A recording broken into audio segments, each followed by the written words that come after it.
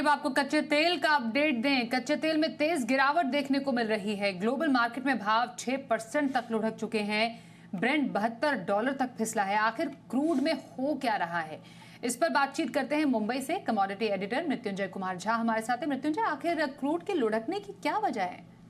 देखिए, जोरदार गिरावट है और ब्रेंट क्रूड का भाव $71 प्रति बैरल के करीब पहुंच चुका है।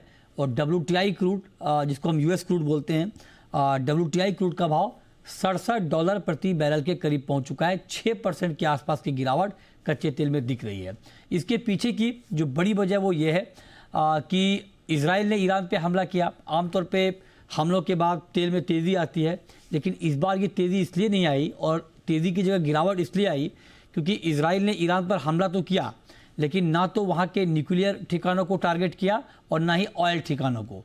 इससे मार्केट में एक राहत की बात यह आई कि जो चिंता थी बाजार की कि क्या इजराइल ईरान के ऑयल को टारगेट करेगा या न्यूक्लियर सेटअप को टारगेट करेगा, और उस आशंका से हमने कच्चे तेल में तेज़ी भी देखी थी। लेकिन जब ये नहीं हुआ तो मार्केट की सप्लाई घटने की चिंता कम हो गई। बाजार को लगता है कि अब शायद ये जो तनाव है ईरान और इजराइल के बीच उस रफ्तार से आगे ना बढ़े, और उसका इम्पैक्ट यहाँ पर दिख रहा है क्योंकि ईरान एक 32-33 लाख बैरल का उत्पादन करता है कच्चे तेल का, 17 लाख बैरल के आसपास का एक्सपोर्ट करता है, तो वहाँ पर कोई डिस्टर्बेंस नहीं हुआ। उससे बड़ी चिंता इस बात की थी कि अगर इजराइल ईरान के ऑयल ठिकानों पर हमला करेगा तो क्या रिटेलिएशन में ईरान जो है वो स्ट्रेट ऑफ हॉर्मुज को डिस्टर्ब करेगा।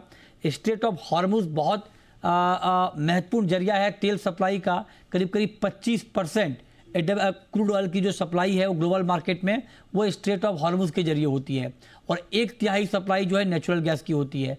अगर इस तरह का होता कि ऑयल ठिकानों पर हमला होता इजराइल का और इजराइल का ईरान के, और ईरान अगर इस तरह से रिटेलिएट करता कि स्ट्रेट ऑफ हॉर्मुज को डिस्टर्ब करता, तब तेल में एक बड़ी तेज़ी आती। लेकिन इस हमले के बाद ये साफ हो गया कि इजराइल का इरादा भी ऑयल सप्लाई को डिस्टर्ब करने का नहीं है, और इसीलिए आप देखिए कि बड़ी गिरावट यहाँ पर आई है। और जो बाकी के फंडामेंटल थे क्रूड के वो पहले से कमज़ोर थे।